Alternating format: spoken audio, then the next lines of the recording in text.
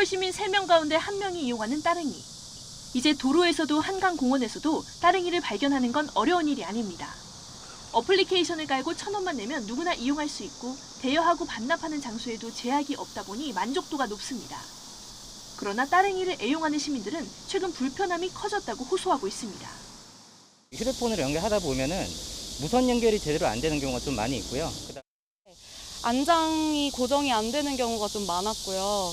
아니면 브레이크가 조금 헐거워서 꽉 잘 안 잡힌다거나. 문제가 뭔지 확인하기 위해 YTN 취재진이 출근 시간에 맞춰 서울 여의도를 찾아가 봤습니다. 페달이 부서져 덩그러니 놓여 있거나 바퀴 보호구, 벨이 손상된 따릉이를 어렵지 않게 찾을 수 있었습니다. 특히 출퇴근 시간대 특정 지역에만 몰리는 따릉이 배치 문제가 눈에 띄었습니다. 출근 시간이 다 지나지도 않았지만 회사 밀집 지역이니 대여소엔 자전거가 80대 넘게 모여 있습니다. 반면 오피스텔 밀집 지역에선 따릉이가 한 대도 없는 모습을 볼 수 있었습니다. 인근 정류장에 찾아가 봤더니 배터리가 다 돼 탈 수 없는 따릉이 한 대만 덩그러니 놓여 있습니다. 특히 퇴근할 때 여의도 같은 경우에는 따릉이가 남아있는 게 하나도 없어가지고 그런 게 이용할 때 가장 불편한 것 같습니다. 왜 그럴까? 수요는 계속 늘어났는데 공급은 멈춰 있는 게 가장 큰 이유였습니다.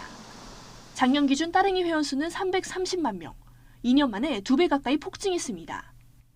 이용 건수도 비슷하게 늘어났고 수입 실적도 꾸준히 증가하고 있습니다.